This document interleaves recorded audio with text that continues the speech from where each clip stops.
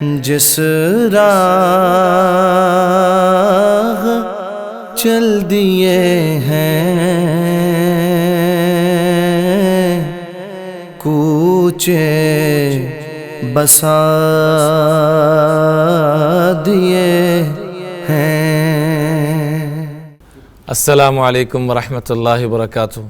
الحمدللہ وکفا وسلام علی عبادہ الذین اصطفیٰ، اما بعد فاعوذ باللہ من الشیطان الرجیم، بسم اللہ الرحمن الرحیم۔ ان اللہ وملائکتہ یصلون علی النبی یا ایہا الذین آمنوا صلوا علیہ وسلموا تسلیما۔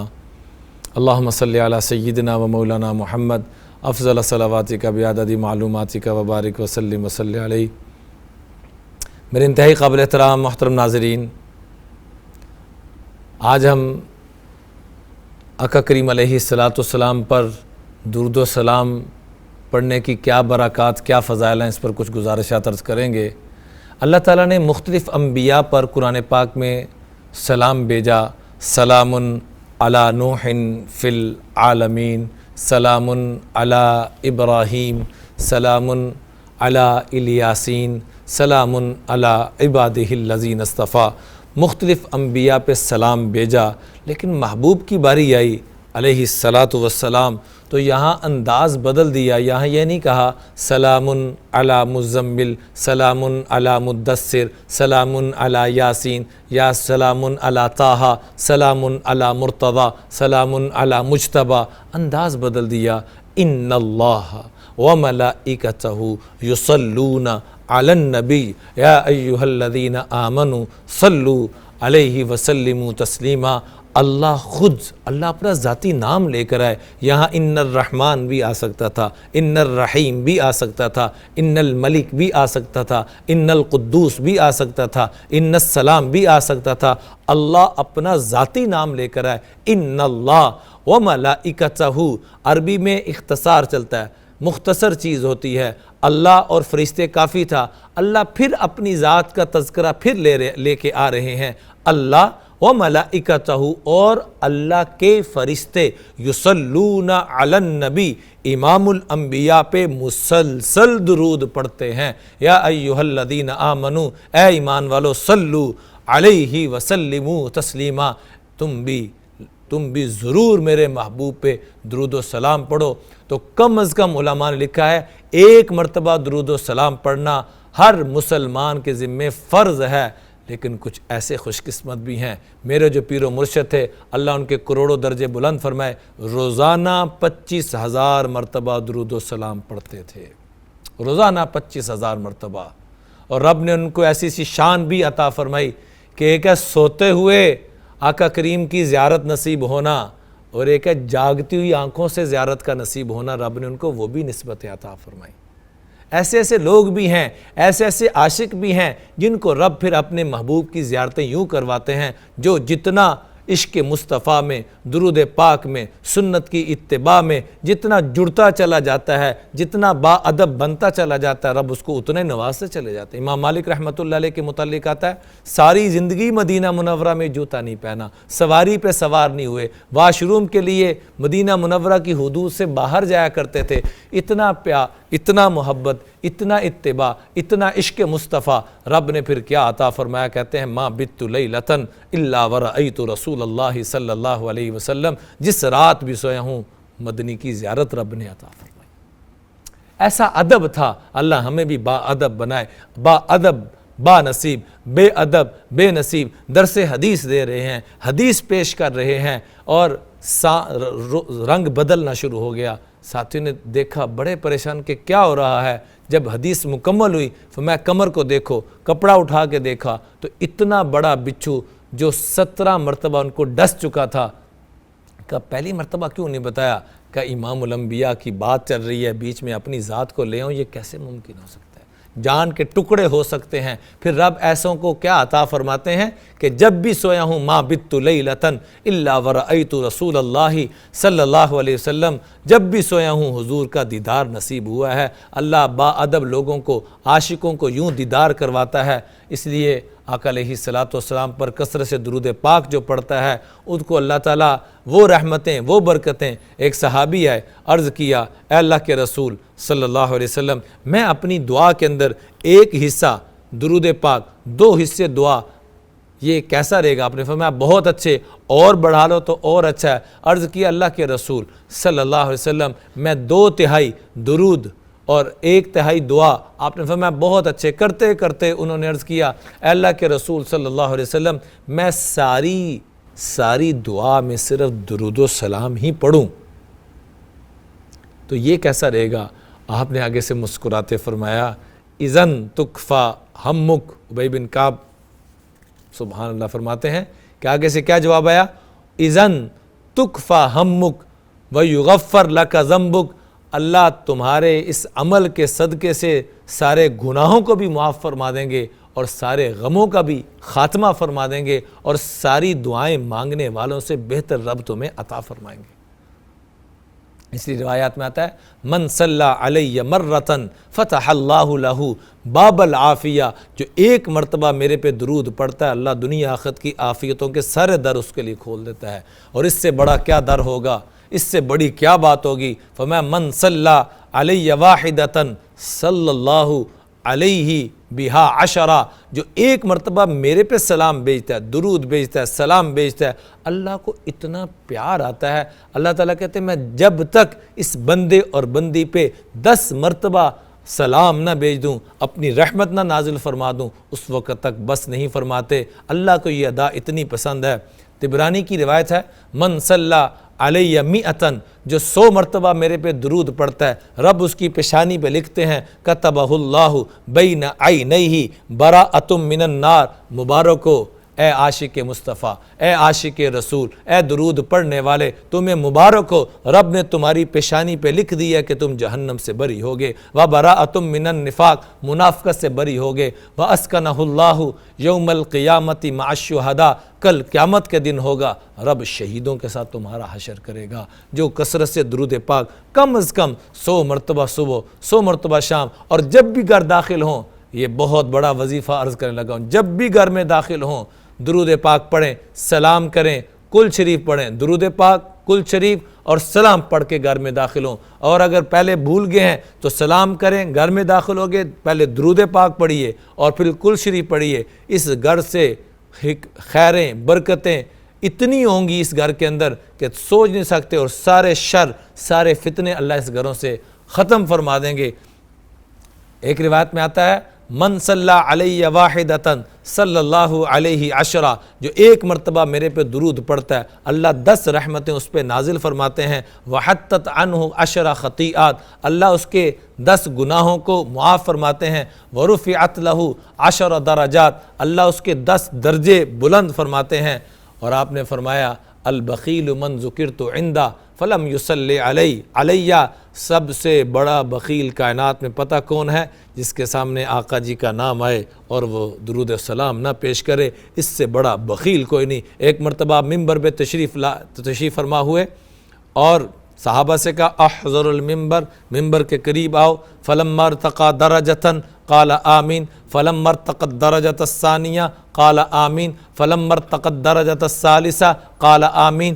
3 سٹیپ تھے ممبر شریف کے، ممبر مبارک کے. پاؤں رکھا تو آمین کہا، پھر پاؤں رکھا تو آمین کہا، پھر تیسرے درجے میں پاؤں رکھا تو آمین کہا. فلما نزل، جب تشریف لائے تو صحابہ نے عرض کیا لقد سمعنا منک اليوم ما كنا نسمع، آج پہلی مرتبہ ایسے سنا ہے. آپ نے فرمایا نزل جبریل، نزل جبریل، جبریل اسپیشل 3 رب کی طرف سے ہدایات لے کر آئے، رب کی طرف سے 3 پیغام لے کر آئے.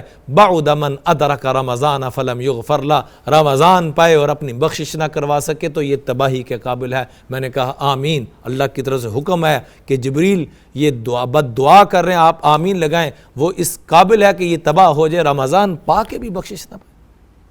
اور جس نے اپنے والدین کو پایا یا دونوں میں سے ایک کو پایا اور اپنی جنت کا فیصلہ نہ کروا سکا، یہ بھی بعودا، یہ بھی تباہ و برباد ہو جائے. اور تیسرے نمبر پر فرمایا بعد من ذکرت عندہ فلم یصلی علیک، یا رسول اللہ وہ تباہ و برباد ہو جائے کہ آپ کا مبارک نام آئے اور درود و سلام نہ پڑھے. آپ کا مبارک نام آئے اور وہ درود و سلام نہ پڑھے وہ تباہی اور بربادی کے قابل ہے۔ اس لیے جب بھی آقا کریم علیہ الصلاۃ والسلام کا نام آئے تو درود پاک پڑھیں۔ نہ پڑھنے والے کو اللہ کے محبوب بخیل کہہ رہے ہیں، اور بخیل کے متعلق کیا فرمایا؟ البخیل بعید من اللہ، بخیل تو اللہ سے بھی دور، بعید من الناس، لوگوں سے بھی دور، اور بعید من الجنہ، جنت سے بھی دور، قریب من النار، دوزخ کے قریب چلا جاتا بخیل آدمی تو۔ اور یہ کائنات کا سب سے بڑا بخیل ہے جس کے سامنے البخیل من ذکرت عندہ فلم یصلی علیہ، جس کے سامنے میرا تذکر آئے اور وہ درود و سلام نہ پڑھے۔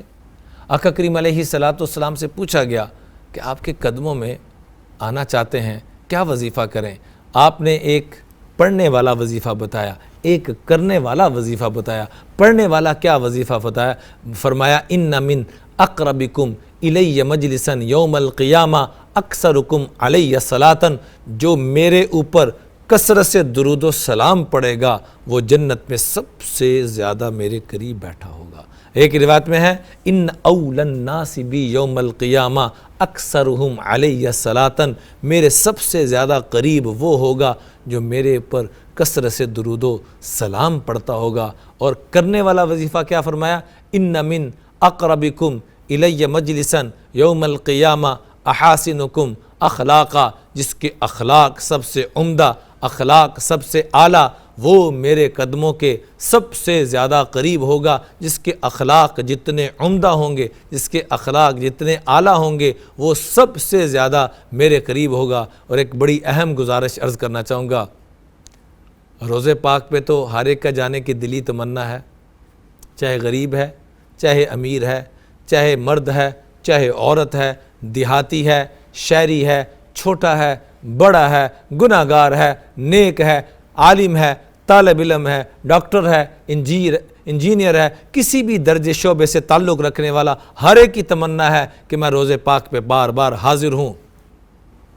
ہاتھ جوڑ کے منت کروں گا، ہر مہینے کوشش کریں، ہر مہینے کوشش کریں 1.25 لاکھ مرتبہ درود و سلام کا ہدیہ اکٹھا کریں۔ ایک مہینے میں نہیں ہوتا، 2 مہینے کا ٹارگٹ بنا لیں، 4 کا بنا لیں، 6 کا بنا لیں، سال کا بنا لیں، جو دل کرتا ہے اپنا ایک ٹارگٹ بنائیں کہ میں نے درود پاک کا ہدیہ آقا علیہ الصلاۃ والسلام کے خدمت عالیہ کے اندر جب بھی پیش ہونا ہے وہ جا کے پیش کرنا ہے، جا کے درود و سلام پیش کریں، اور جو ہدیہ لے کے گئے ہیں وہ پیش کریں، اور آپ اپنی زندگیوں میں پھر تبدیلی دیکھیں۔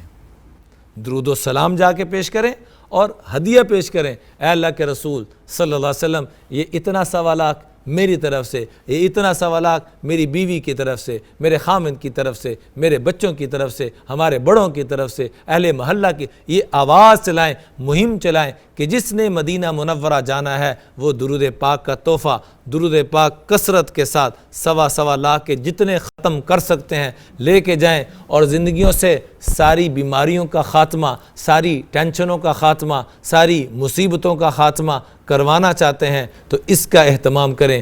میرے جو پیر و مرشد تھے 3 نصیحتیں فرمایا کرتے تھے، اور فرماتے تھے بیٹا اپنی دنیا آخرت کو بہتر کرنا چاہتے ہو، ان 3 نصیحتوں میں عمل کرنا، اللہ تمہاری دنیا بھی بھلی کرے گا، آخرت بھی بھلی کرے گا۔ سب سے پہلی جو نصیحت فرماتے تھے کہ بیٹا درود پاک کثرت سے پڑھا کرو، اور خود ان کا معمول 25,000 مرتبہ پڑھنے کا تھا۔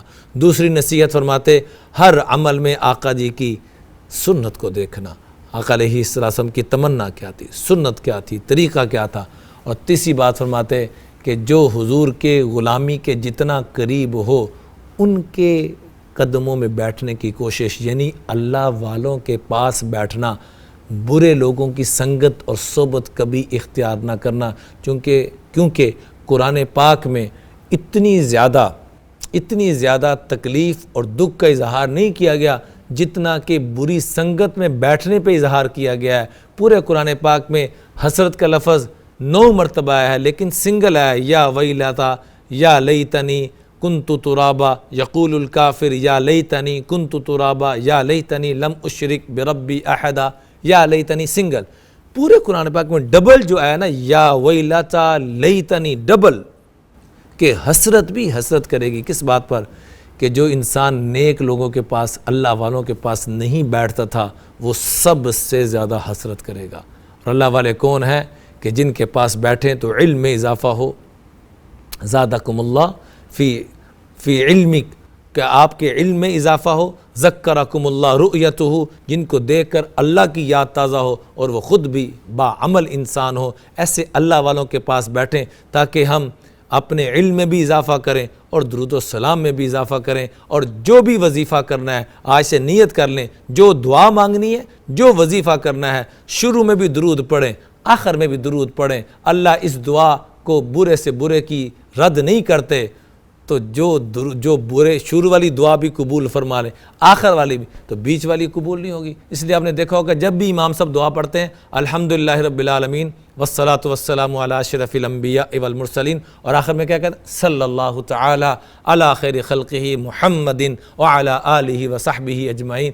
شروع میں بھی درود، آخر میں بھی درود پڑھو، ہر دم درود ان پر، لیاقت ہو تو ایسی ہو علی بابا نبی نانا، شرافت ہو تو ایسی ہو، سر سجدے میں رکھ کر حسین نے یوں سنایا کلام اللہ، فرشتے بھی ہوئے حیراں، تلاوت ہو تو ایسی ہو۔